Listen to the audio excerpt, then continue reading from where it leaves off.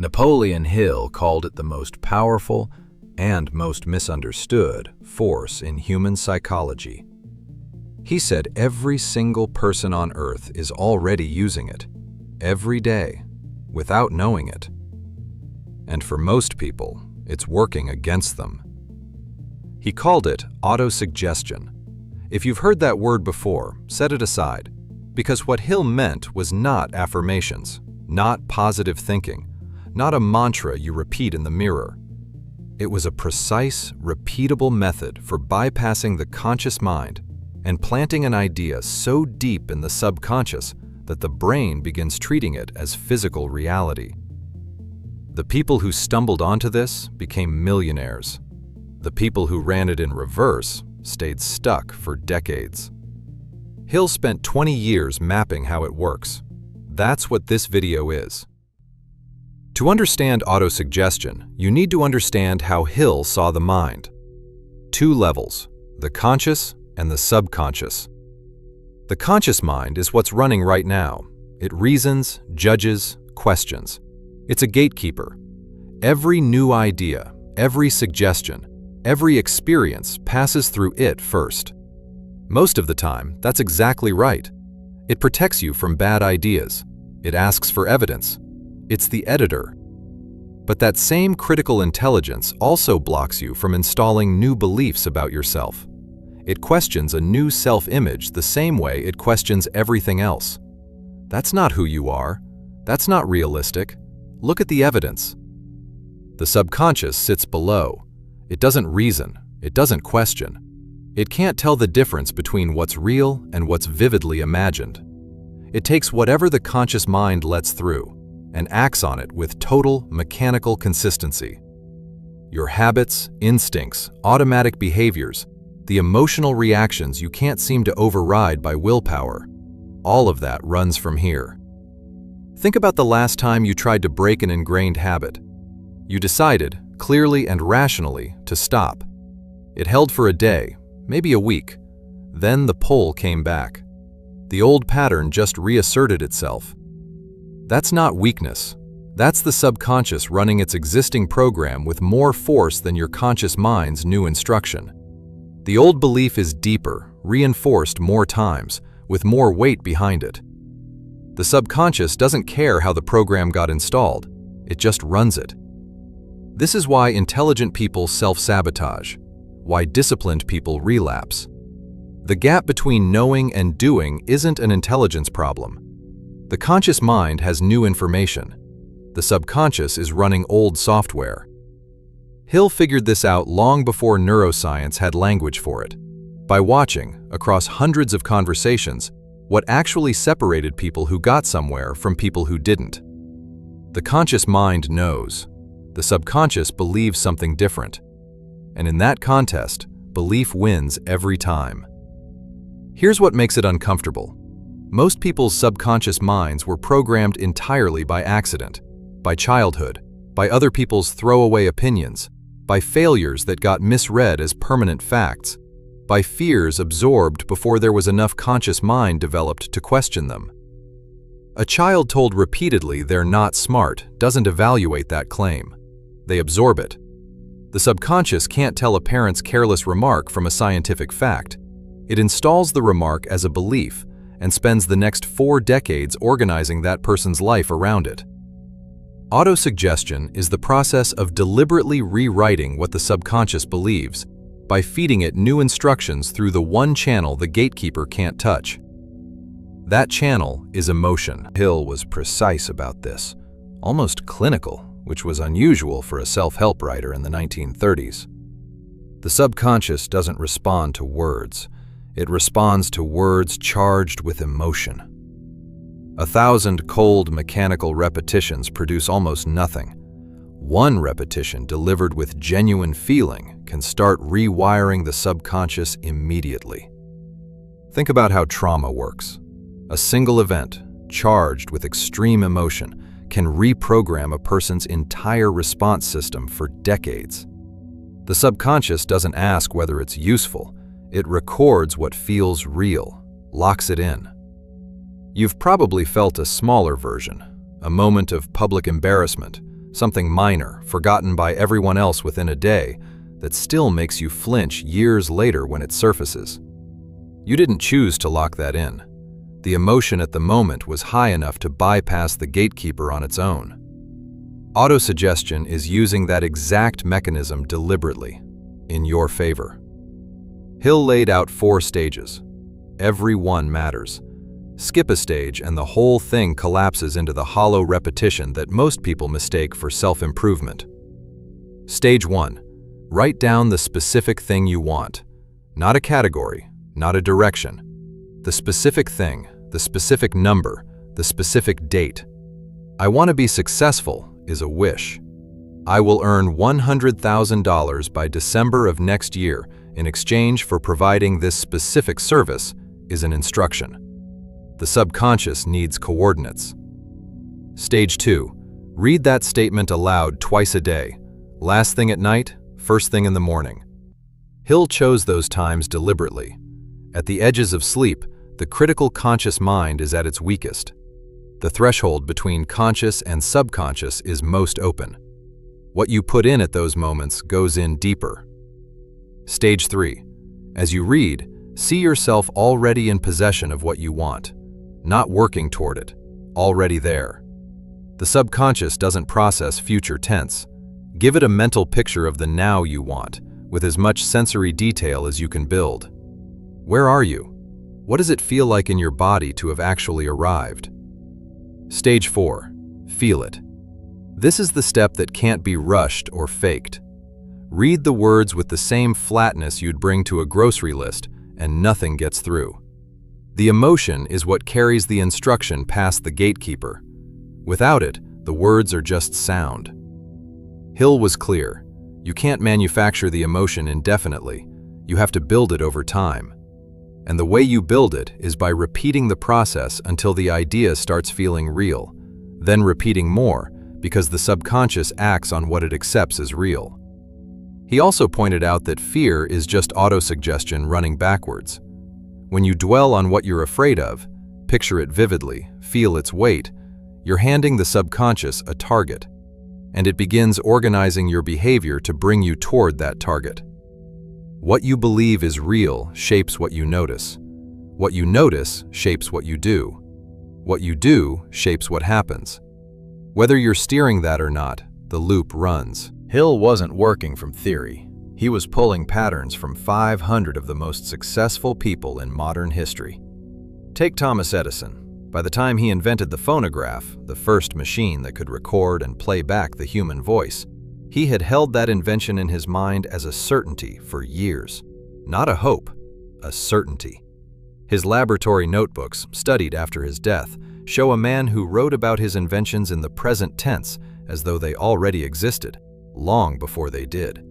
Not, I hope to build a machine that records sound, as though the machine was already there, already working. His famous line about failure, that he hadn't failed 10,000 times, he'd just found 10,000 approaches that didn't work, wasn't optimism. It was a subconscious identity he'd built deliberately. The identity of a man who finds the path. That identity held across years of objective failure because it lived below conscious review.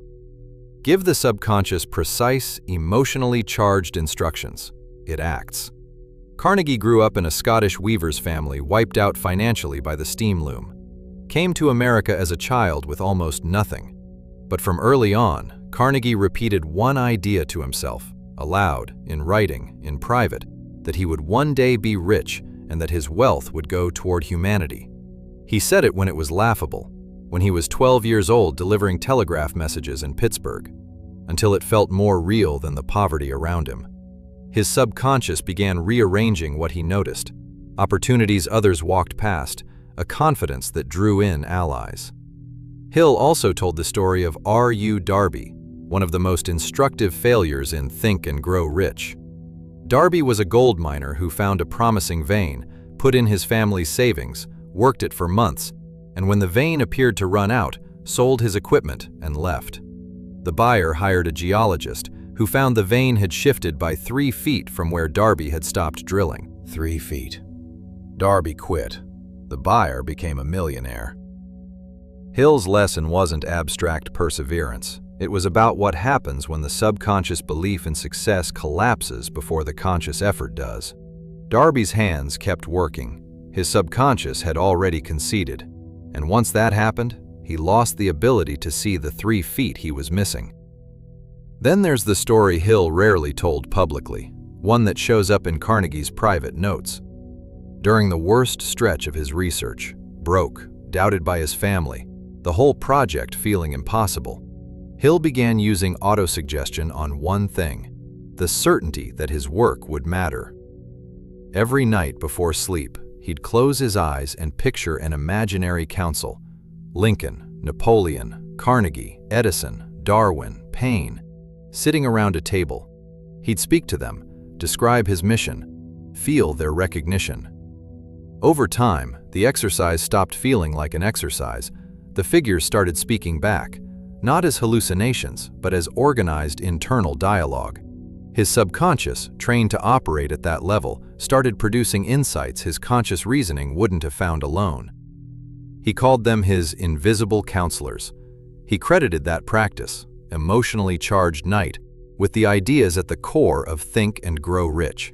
Here's where Hill's thinking gets genuinely strange, even now.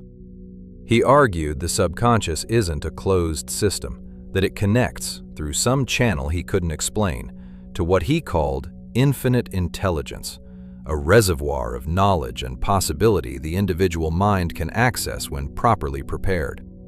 He wasn't being vague for effect. He was reporting what he'd observed across hundreds of people, that those who had built a deeply charged, specific mental picture of what they wanted would receive, at unpredictable moments, flashes of insight that solved problems their conscious minds couldn't crack. Complete ideas, fully formed, arriving from nowhere obvious. Neuroscience has a name for this: the brain's default mode network, the system running beneath conscious awareness, making connections across stored information, surfacing answers when the conscious mind relaxes enough to receive them. Sleep on a problem, wake with the answer. The mechanism is real. Hill described it in the language he had. His conclusion: give the subconscious a precise, emotionally charged target, and it will work on that target around the clock, until it finds something. He described the relationship between autosuggestion and what he called the creative imagination as the engine of all original thought. The subconscious, once given a clear target, doesn't just recall what it already knows. It combines things in new ways, surfaces connections that were invisible, produces answers that feel like they came from somewhere else entirely. Men who built industries from nothing, men who failed catastrophically and rebuilt. In every case, the same pattern: a specific desire, written down, held with emotional weight, that preceded any visible external result by months or years. The outside success didn't create the inside belief. It was the other way around. But Hill added a warning almost nobody quotes, and it's the most important thing he wrote about autosuggestion. The subconscious doesn't distinguish between constructive and destructive thoughts. It will work on a thought of wealth with the same enthusiasm as a thought of poverty. On health, the same as disease. On success, the same as failure. Whatever you feed it with emotion, it will build. This is why the person replaying their worst moments every night before sleep, feeling vividly the shame of past failures, isn't just suffering, they're programming.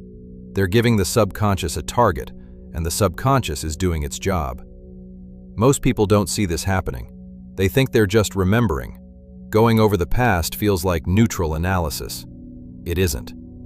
Every time you replay a memory with emotional charge, you're reinforcing a subconscious instruction. You're voting, repeatedly, for a particular version of yourself. Hill's method isn't about pretending things are fine.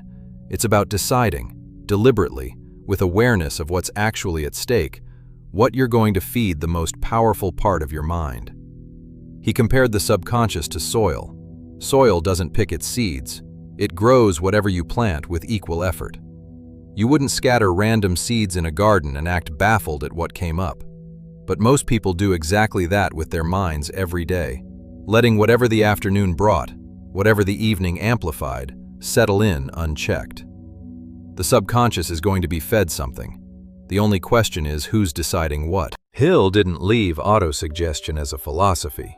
He left a practice, a repeatable daily method that requires nothing but a quiet room, a written statement, and the willingness to feel what you want before you have it. Most people will hear this and nod, and then do nothing, because the gap between knowing and doing isn't filled by more information. It's filled by the decision that what you want is worth the small, daily discomfort of wanting it out loud with feeling when nobody's watching. Late in his life, Hill was asked how long autosuggestion takes to produce results. His answer was consistent. It depends entirely on how much emotional intensity you bring. Someone going through the motions mechanically may see nothing in a year. Someone who actually builds the feeling, who stays with it until the emotion is real, may start noticing shifts within weeks. Hill believed every person carries the potential for a life they haven't yet imagined. The only lock on that potential is an untrained, unexamined, accidentally programmed subconscious. Autosuggestion is the key. Hill's simplest version of this, the subconscious mind, can be voluntarily directed. You don't have to accept the programming you were handed. You're not the product of your history. You're the product of your most consistent, most emotionally charged thought. If you've spent years feeding your mind fear and doubt and resentment, that's a difficult thing to sit with. But the other side of it is real too. You can choose differently, starting tonight. A quiet room, a written statement, the decision to feel it as real. In the next video, we go somewhere darker. Hill spent 20 years studying success, but he also mapped the forces that destroy it before it ever gets started. He found 6 specific fears, not vague anxieties, but 6 precise, named fears, responsible for more failed lives than any external force on Earth. Most people carry at least 2. Many carry 4 or 5. Almost nobody can name them, which is exactly why they stay so powerful. That's next. Don't miss it.